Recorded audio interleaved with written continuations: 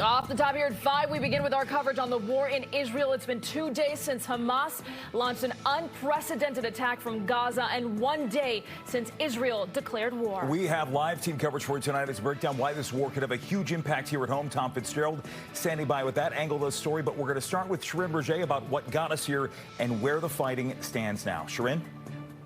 President Biden just now confirming that at least 11 Americans were killed in Israel. This, of course, after one of the deadliest surprise attacks on Israel by Hamas militants. Truly unprecedented as thousands of rockets hit Saturday morning. Sunday, Israel's cabinet voted to go to war with Hamas. Now, since their declaration of war, Israel has retaliated with airstrikes, but Hamas has not backed down and fighting has intensified. The combined death toll stands at over 1,200. The Israeli Prime Minister Benjamin Netanyahu speaking today, saying the violence will only intensify. We have only started striking Hamas. What we will do to our enemies in the coming days will reverberate with them for generations.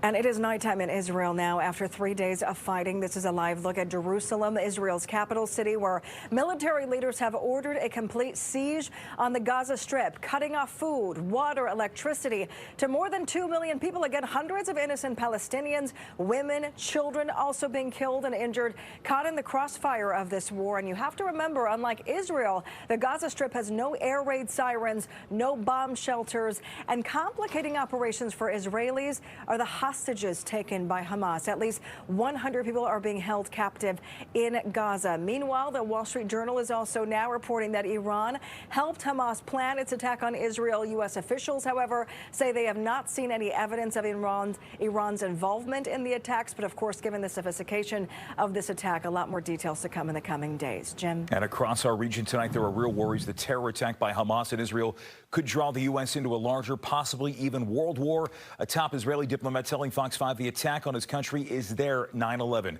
Tom Fitzgerald's live at the Israeli embassy tonight with more on what they're saying tonight. Fitz?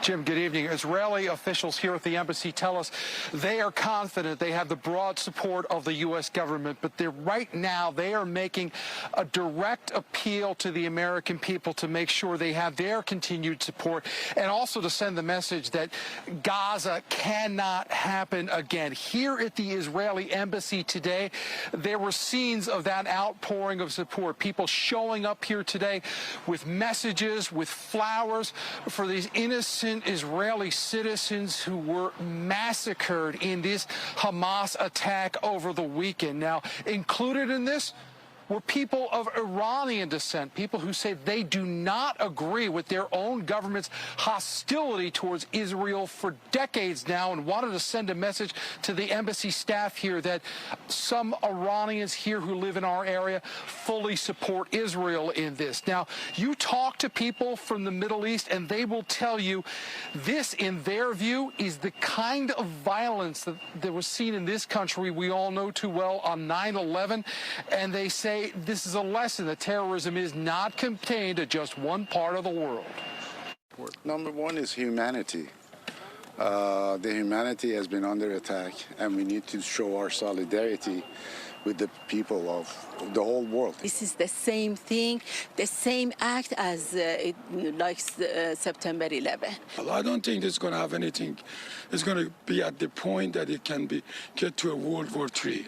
I definitely doubt it. But one thing we don't want is Israel to attack Iran.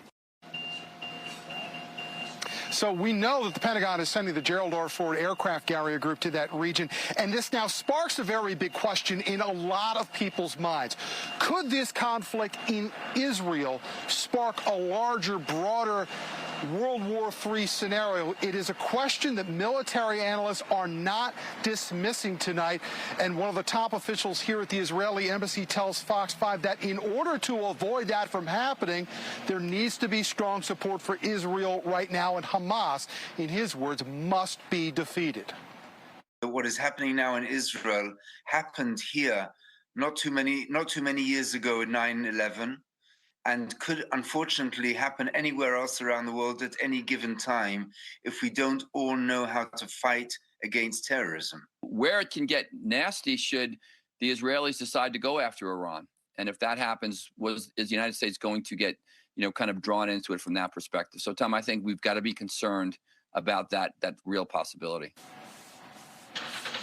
Look, here in the D.C., Maryland, Virginia area, police say they have no credible threats at this time. But however, police departments in both D.C. and throughout our region say they are staffing increased visibility right now, given the global threat that exists as a result of this Hamas terrorist attack. We are live at the Israeli embassy in Northwest tonight. We'll send it back into you.